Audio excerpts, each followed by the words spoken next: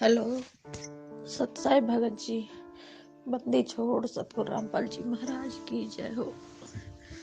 भगत जी, मेरी एक शंका समाधान है। मेरे घर के जितने भी परिवार, देवर जेठ, भगत जी वो कितने दिन है कि भक्ति करते करते पर भक्ति ना करेंगे।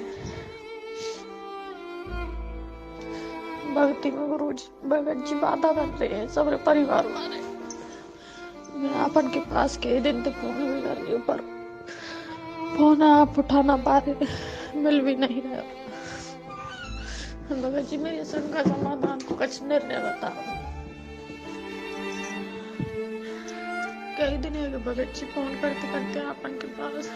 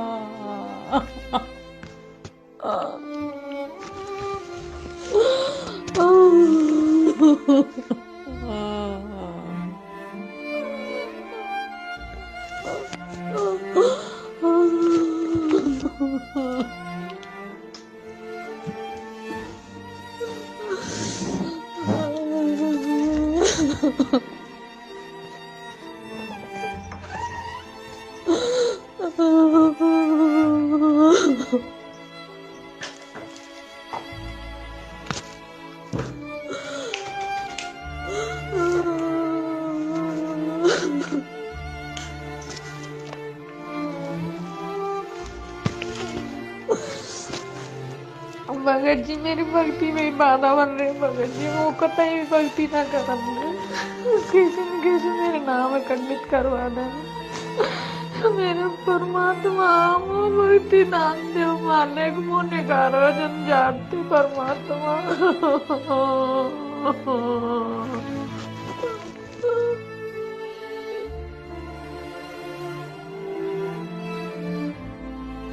बंदी छोड़ सतगुरु रामपाल जी महाराज, आपसी ऋण संबंध है बहन। और ये ऋण संबंध आप ये समझ लीजिए कि परमात्मा बहुत हल्के से अंतःकरण में उतारना पड़ेगा। गीता बहन, ये जीवन बहुत ही थोड़ा है, समय का कोई भरोसा नहीं है कब हमारी सांसें पूरी हो जाएं। बहन, ये दृढ़ निश्चय कर लो कि हमें परमात्मा मिल चुका है, हमें भगवान मिल गया है, और वो भगवान मिल गया है जो हमारी आत्मा का उद्धार करवा सकता है। तो बहन, ये जीवन हर स्थिति में परमात्मा के चरण कमलों में समर्पित कर दो। दुख परेशानियां किस पे नहीं आती। खुद गुरुदेव ने दुख सहन करके, दुख उठा के इस भक्ति मार्ग को उठाया है। और आज खुद परमात्मा के अपने, जिस प्रकार आपके देवर जेठ आपको परेशान कर रहे हैं, आपके ऊपर दबाव डालते हैं, ठीक उसी प्रकार खुद उस बंदी छोड़ के जो सांसारिक इस काल लोक में जो बच्चे हैं, बच्चियां हैं, उनके रिश्तेदार हैं, उनके भाई बंधु हैं, उन्होंने बहन कितनी घाल घाल रखी उनके साथ में। कितने दुखी थे परमात्मा सतलोक आश्रम बरवाला में कि इन नादानों को इतना ज्ञान देने के बाद भी ये मुझे समझ नहीं रहे, ये मुझे पहचान नहीं पा रहे और इस भक्ति को मजाक में ले रहे हैं। मेरी शरण में आके ज्ञान को अच्छे से ग्रहण ना करके और केवल दान के ऊपर अपनी मौज मस्तियां कर रहे हैं।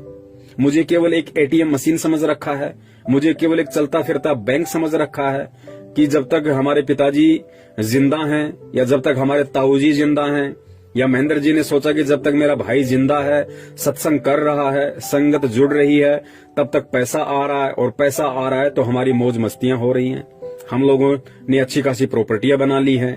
तो बहन, इस तरीके से देखो किस कदर उन लोगों ने भी तो परमात्मा को दुखी किया। परमात्मा को उन्होंने वैसे कोई शारीरिक कोई प्रताड़ना नहीं दी, लेकिन परमात्मा को उन्होंने शाब्दिक दुख दिए। परमात्मा को उन्होंने इस प्रकार के दुख दिए कि इतना ज्ञान देने के बाद भी जब कोई परमात्मा के ज्ञान को अच्छे से स्वीकार नहीं करता है और दृढ़ होकर उस ज्ञान पे नहीं चलता है, तो परमात्मा दुखी होता है कि देखो इन नादानों को मैंने इतना ज्ञान दिया, उसके बाद भी ये मेरे ज्ञान को आधार नहीं बना पा रहे। जिस प्रकार एक बाप अपने बच्चे को 18-20 साल तक उसको पढ़ाता है, उसकी परवरिश करता है, उसकी हर इच्छाओं की पूर्ति करता है, उसके बाद भी वो बच्चा अपने गलत दोस्तों की संगति में पड़ के शराब पीने लग जाता है या अन्य कोई कुकर्म करने लग जाता है, माता बहनों पे गलत कुदृष्टि डालने लग जाता है, और जब पिता के सामने वो बातें आती हैं तो वो पिता कितना दुखी होता है। ठीक यही स्थिति भक्ति मार्ग में सतगुरु रामपाल जी महाराज जी की थी कि इतना ज्ञान देने के बाद में, आत्म कल्याण का मार्ग अपनाने के बाद भी इन जीवात्माओं को अभी तक इतना भी समझ में नहीं आया कि मैं यहाँ पे क्यों आया हूँ और मैं कौन हूँ। तो परमात्मा दुखी होता है बहन, और आज 90% संगत उस परमात्मा को दुखी कर रही है, उस परमात्मा को परेशान कर रही है।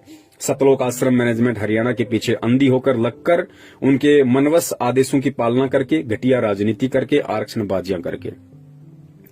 तो बहन, हमने हर स्थिति में परमात्मा के ज्ञान को आधार बनाना पड़ेगा।